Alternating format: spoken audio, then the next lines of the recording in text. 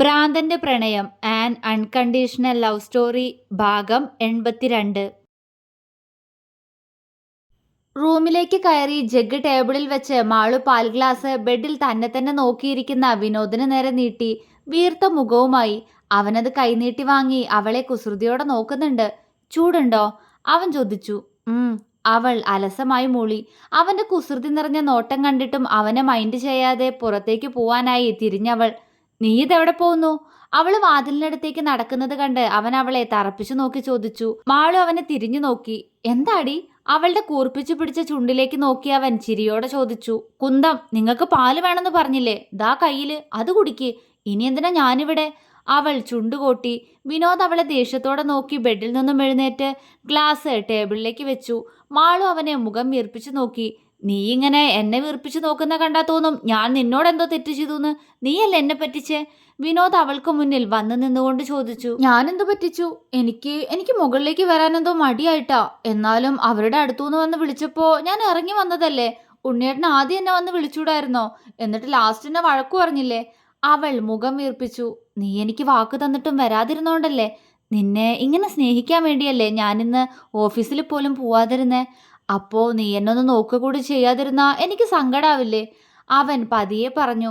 വരാൻ പറ്റാത്തോണ്ടല്ലേ, അല്ലെങ്കിൽ വന്നേനെയല്ലോ. അവളുടെ ശബ്ദവും താഴ്ന്നുപോയി. വിനോദ് അവളുടെ നെറ്റിയിലേക്ക് വീണ് കിടക്കുന്ന കുറുനിരകളെ പതിയെ വിരലാൽ നീക്കി. മാളു കണ്ണുകൾ മാത്രം ഉയർത്തി അവനെ നോക്കി. പിണക്കൊക്കെ മാറിയോ? ഇത്രയും നേരത്തെ വീർപ്പൊക്കെ മാറ്റി തന്നോട് ഒട്ടിക്കൊണ്ടു വരുന്നവനോട് അവൾ ആകാംക്ഷയോടെ ചോദിച്ചു. ഇല്ല, മാറിയില്ല. അത് അങ്ങനെ മാറൂല്ല. ആ പിണക്കം മാറണമെങ്കിൽ നീ മനസ്സ് വെക്കണം. പറഞ്ഞുകൊണ്ട് അവൻ പെട്ടെന്ന് ഡോറടച്ച് കുറ്റിയിട്ടു. മാളു അവനെ എങ്ങനെയെന്ന പോലെ നോക്കി. നിന്റെ പിണക്കം ഇന്നലെ ഞാൻ മാറ്റിയില്ലേ, അതുപോലെ എനിക്ക് വേണം. അങ്ങനെ പിണക്കം മാറ്റാ. അവൻ അവളുടെ ഇടുപ്പിലായി കൈവച്ചു. ഉണ്ണിയേട്ടാ. മാളു വിറച്ചുപോയി. അവന്റെ വിരലുകൾ ധാവണിക്കിടയിലൂടെ നഗ്നമായ ഇടുപ്പിലായിരുന്നു. അവന്റെ കൈകളുടെ ചൂട്. ഇന്നലെ രാത്രി മുഴുവനും സ്നേഹിച്ചില്ലേ, അതുപോരെ? അവൾ കുറുമ്പോടെ ചോദിച്ചു. പോരല്ലോ, എനിക്ക് എപ്പോഴും സ്നേഹിക്കണം. ഇതൊക്കെ തുടങ്ങിയതല്ലേ ഉള്ളു എൻ്റെ മാളൂട്ടാ. അപ്പോഴേക്കും നീ ഇങ്ങനൊന്നും പറയാതടി. വിനോദ് അവളുടെ നെറ്റിയിൽ ചുംബിച്ചു. താഴെ അന്വേഷിക്കുണ്ണിയേട്ടാ. അവന്റെ ചുണ്ടുകൾ അവളുടെ കവിളിൽ അമർന്നതും അവൾ പിടഞ്ഞുകൊണ്ട് പറഞ്ഞു. അന്വേഷിക്കില്ല. അവന്റെ ശബ്ദമൊക്കെ മാറിയിട്ടുണ്ട്. ചുണ്ടുകളിൽ അവന്റെ ചുണ്ടമർന്നൊന്നു മാറിയതും വിനോദ് പെട്ടെന്ന് അവളെ എടുത്തുയർത്തിയിരുന്നു. മാളു അവന്റെ തോളിൽ കൈമുറുക്കി. അവൻ അവളെ ടേബിളിലിരുത്തി. അവൾ അവനെ തന്നെ ഉറ്റുനോക്കി. വിനോദ് അവളെ നോക്കി കണ്ണിറുക്കിക്കൊണ്ട് പാൽ ഗ്ലാസ് കയ്യിലെടുത്തു. ഇതെന്തിനാ ഉണ്ണിയേട്ടാ ഇപ്പൊ പാല്? അവള് ചോദിച്ചു. അതോ, ഇന്നലെ നമ്മുടെ ഫസ്റ്റ് നൈറ്റ് ആയിട്ട് നമുക്കിതൊന്നും കിട്ടിയില്ലല്ലോ. അപ്പൊ ഞാൻ കരുതി ഇന്ന് ഫസ്റ്റ് ഡേ ആഘോഷിക്കുമ്പോൾ ആ പരാതി അങ്ങോട്ട് തീർക്കാന്ന്. സംസാരമൊക്കെ പിന്നെ, ഇപ്പൊ നീ ഇത് കുടിക്ക്. വിനോദ് അവളുടെ ചുണ്ടിലേക്ക് ഗ്ലാസ് മുട്ടിച്ചു. ഉണ്ണിയേട്ടൻ കുടിക്കാദ്യം. അവന്റെ വാക്കുകളിൽ ഹൃദയം പിടഞ്ഞൊരു തുടുപ്പോടെ അവള് പറഞ്ഞു. ആദ്യം നീ. പറഞ്ഞുകൊണ്ട് അവൻ ആ ഗ്ലാസ് വീണ്ടും അവളുടെ ചുണ്ടിലേക്ക് മുട്ടിച്ചതും മാളു അതിൽ നിന്ന് അല്പം പാല് കുടിച്ചു. അവൾ അപ്പോൾ തന്നെ അവന്റെ കയ്യിൽ നിന്ന് ആ ഗ്ലാസ് വാങ്ങി അവനെ കൊണ്ട് ബാക്കി പാൽ കുടിപ്പിച്ചിരുന്നു. കാലിയായ ഗ്ലാസ് മാറ്റിവെച്ച് തന്നെ ആകെ നോക്കുന്നവനെ കണ്ട് അവൾ ഉമിനീർ വിഴുങ്ങി. എന്താ ഇങ്ങനെ നോക്കല്ലേ? അവൾക്ക് നാണം വന്നു. ഞാൻ നോക്കും, ഇനിയും നോക്കും. അവന്റെ സ്വരത്തിൽ വശ്യത. ഒപ്പം കൈകൾ അവളുടെ ധാവണിയുടെ ദുപ്പട്ടയുടെ പിന്നഴിച്ചു മാറ്റി. എന്താ ചെയ്യുന്നേ? അവന്റെ മുഖം പിടിച്ചുയർത്തി അവള് ചോദിച്ചു. ഇതൊക്കെ എന്തിനാ? ചൂടെടുക്കില്ലേ? നമുക്കിതൊന്നും വേണ്ട. അവൻ ശ്വാസം കനത്തതുപോലെ പറഞ്ഞു. എനിക്ക് ചൂടില്ല. അവൾക്ക് വിക്കൽ. പക്ഷെ നിന്നെ കാണുമ്പോൾ എനിക്ക് തോന്നുന്നു മാളൂട്ടാ, നിനക്ക് നല്ല ചൂടെടുക്കുന്നുന്ന്. പാവല്ലേ നീ. വാ, ഇതാ കഴിച്ചിട്ട് AC ഇട്ട് തരാം. ചെക്കൻ അവളോടുള്ള ആഗ്രഹം ഏറിപ്പോകുന്നു. മാളു അവനെ തടഞ്ഞില്ല. അവളുടെ ദുപ്പട്ട അഴിച്ചു മാറ്റിയവൻ ഞൊടിയിടയിൽ അവളുടെ മാറിടത്തിലേക്ക് മുഖമമർത്തുമ്പോൾ ഏങ്ങിക്കൊണ്ട് പുറകിലേക്ക് വളഞ്ഞുപോയി മാളു. പക്ഷെ അപ്പോഴേക്കും വിനോദിന്റെ ചുണ്ടുകൾ അവളുടെ മാറിടക്കിൽ അമർന്നിരുന്നു. അവളുടെ ബ്ലൗസിന് മുകളിലൂടെ വല്ലാതെ അലയുന്ന അവന്റെ ചുണ്ടുകൾ. അവളിൽ നിന്ന് മൂളലുകൾ ഉയരുമ്പോൾ വിനോദിന്റെ നിയന്ത്രണവും നഷ്ടമാവുന്നു. അടുത്ത നിമിഷം അവൻ അവളുടെ ബ്ലൗസിന്റെ ഹുക്കിൽ കൈവച്ചു. ഉണ്ണിയേട്ടാ. മാളു ശ്വാസതള്ളിച്ചയോടെ വിളിച്ചു. ഇതൊക്കെ എൻ്റെ അല്ലേ? അവളുടെ മുഖത്തേക്ക് നോക്കി ചോദിച്ചവൻ. അവൾ ആകെ ചുവന്നുപോയി. പക്ഷെ അവൻ അവളുടെ മറുപടി കേൾക്കണം. മാറിടത്തിലൂടെ തഴുകിയ വിരലുകൾ നിശ്ചലമാകുമ്പോൾ കൈകൾ അവിടെ മുറുകിയിരുന്നു. ആ. മാളുവിൽ നിന്നൊരു ശബ്ദം. പറ, എൻ്റെ അല്ലേ മാളൂട്ടാ? മുറുകുകയും അയയുകയും ചെയ്യുന്ന അവന്റെ കൈകൾ. അതെ, ഉണ്ണിയേട്ടൻ്റെ. അവൾ എങ്ങനെയൊക്കെയോ ഏങ്ങിപ്പറഞ്ഞു. അവന്റെ ചുണ്ടോരം ഒരു ചിരി വിരിഞ്ഞു. അടുത്ത നിമിഷം അവളിൽ നിന്ന് അവളുടെ ബ്ലൗസും ഇന്നറും അഴിച്ചു മാറ്റിയവൻ അവളുടെ നഗ്നമായ മാറിടത്തിലേക്ക് മുഖം അമർത്തിയിരുന്നു. ഉണ്ണിയേട്ടാ. മാളു പുലമ്പി. മൂളിക്കൊണ്ട് അവന്റെ ചുണ്ടുനാവും അവിടെ അലയുമ്പോൾ വിനോദിന്റെ ഷർട്ടിൽ അവളുടെ പിടിമുറുകിയിരുന്നു. വികാരത്താൽ ആ ഷർട്ടിന്റെ ബട്ടനുകൾ അവളുടെ കൈയാൽ പൊട്ടി വീഴുമ്പോൾ അവളിൽ നിന്നൊരു നിമിഷം അകന്നു മാറിയവൻ ആ ഷർട്ട് അങ്ങനെയെ ഊരിയെറിഞ്ഞുകൊണ്ട് മാളുവിന് ഇരു കൈയിലുമായി കോരിയെടുത്ത് ബെഡിലേക്കിട്ടു. അവളുടെ ഉടലിലേക്ക് അമരും മുന്നേ അവളിലെ വസ്ത്രങ്ങൾ പൂർണ്ണമായും അഴിഞ്ഞു വീണിരുന്നു. അവന്റെ വസ്ത്രങ്ങളും അവന്റെ കൈയാൽ അഴിഞ്ഞു വീഴുമ്പോൾ നഗ്നമേനികൾ പരസ്പരം അമർന്നു കഴിഞ്ഞിരുന്നു. മാളു അവന്റെ പുറത്ത് കൈയമർത്തി. അവളുടെ നഖം അവന്റെ പുറത്ത് നോവോടെ അമർന്നതും അവൻ പറഞ്ഞു. പക്ഷെ അവളിൽ നിന്ന് അകന്നില്ല അവൻ. ആ പെണ്ണിന്റെ ഉടലാകെ ചുണ്ടുകൾ പതിപ്പിച്ചു വെച്ചവൻ. അവളുടെ ചുണ്ടുകളെ നുണഞ്ഞുകൊണ്ടവൻ അവളുടെ കഴുത്തിലേക്കും അവിടെ നിന്നും അവളുടെ മാറിടത്തിലേക്കും നീങ്ങി.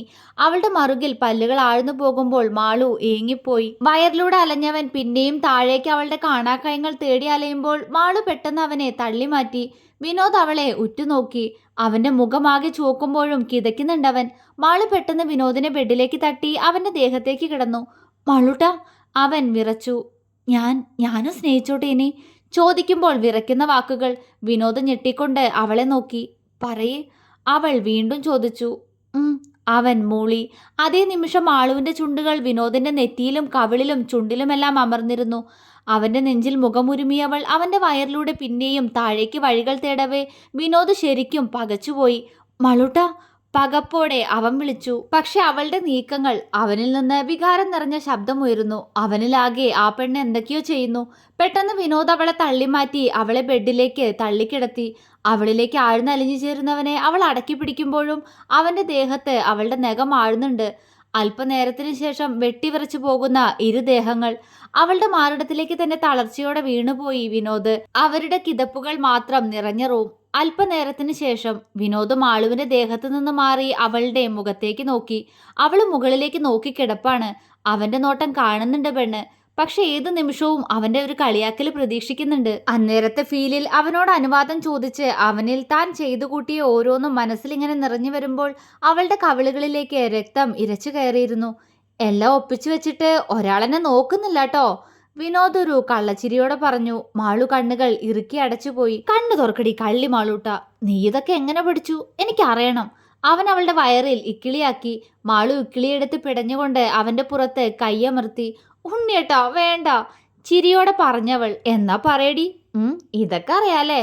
അവനിൽ വഷളച്ചിരി. ഓരോ വേണ്ടാത്തത് ചെയ്തിട്ട് നിങ്ങൾ തന്നെയല്ലേ എനിക്ക് പഠിപ്പിച്ചു തന്നെ, അല്ലാതെ ആര് പറഞ്ഞു തരാനാ? നാണം മറച്ചുകൊണ്ട് അവൾ അവനെ കൂർത്തു നോക്കി. അല്ല, അങ്ങനെ ആരും പറഞ്ഞു തന്നൂന്നല്ല, എന്നാലും ഇതൊക്കെ അറിയാമോന്നൊരു സന്തോഷം കൊണ്ട് ചോദിച്ചതാടി. നല്ലതായിരുന്നു കേട്ടോ. എനിക്കിഷ്ടായി. എൻ്റെ ഭാര്യ ഇങ്ങനെ കണ്ടറിഞ്ഞു പഠിക്കുമെങ്കിൽ ഇനിയും കുറെ പറഞ്ഞു തരാനുണ്ട് എനിക്ക്. അവൻ കണ്ണിറുക്കി. എനിക്കൊന്നും അറിയണ്ട, മാറി അങ്ങോട്ട്, ഞാൻ പോട്ടെ. അവൾ പുതപ്പ് മാറോട് ചേർത്ത് എഴുന്നേൽക്കാൻ ശ്രമിച്ചു.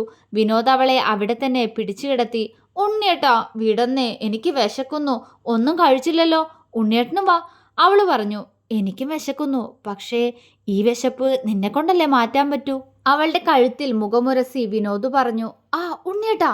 ആ മീശരോമം അവിടെ കൊണ്ടതും ഏങ്ങി വിളിച്ചവൾ അവന്റെ പുറത്ത് നഖമാഴ്ത്തി. വിനോദ് അലറിക്കൊണ്ട് അവളുടെ മുഖത്തേക്ക് ദേഷ്യത്തോടെ നോക്കി. എന്തേ? മാളു സംശയത്തോടെ ചോദിച്ചു. കുന്തം, നിന്റെ കൈ ഇങ്ങോട്ട് കാണിച്ചേ. അവൻ പറഞ്ഞതും അവൾ അവന് നേരെ രണ്ട് കൈ നീട്ടി കാണിച്ചു കൊടുത്തു. വിരലുകളിൽ നല്ല ഭംഗിയുള്ള നീണ്ട നഖം. വിനോദിന്റെ ചുണ്ടുകൂർത്തു. പട്ടി, നീ ആരടി യക്ഷിയോ ഇങ്ങനെ നഖം വളർത്താൻ?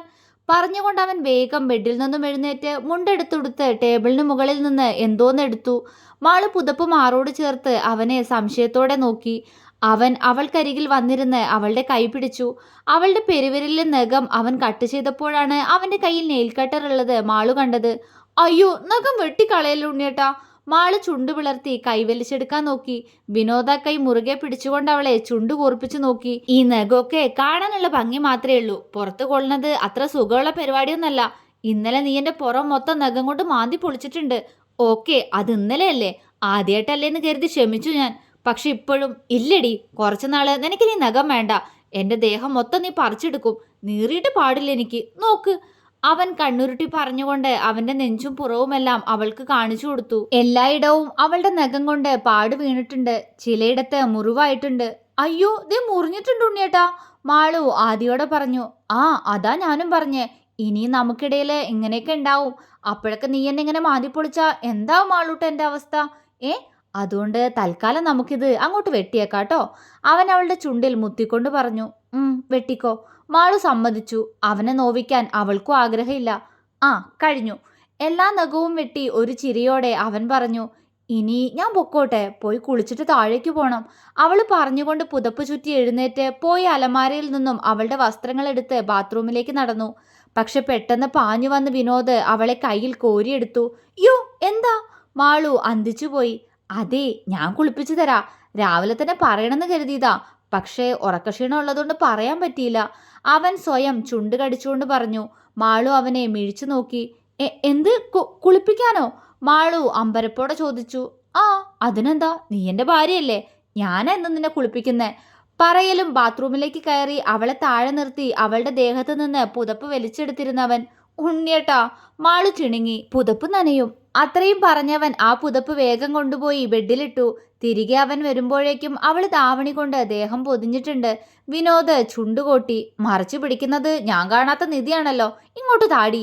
അവൻ ആ വസ്ത്രം മുഴുവൻ വലിച്ചെടുത്ത് ഹാങ്ങറിലിട്ടു. ഉണ്ണിയേട്ടാ. മാളു പെട്ടെന്ന് വിനോദിനെ പുണർന്നു.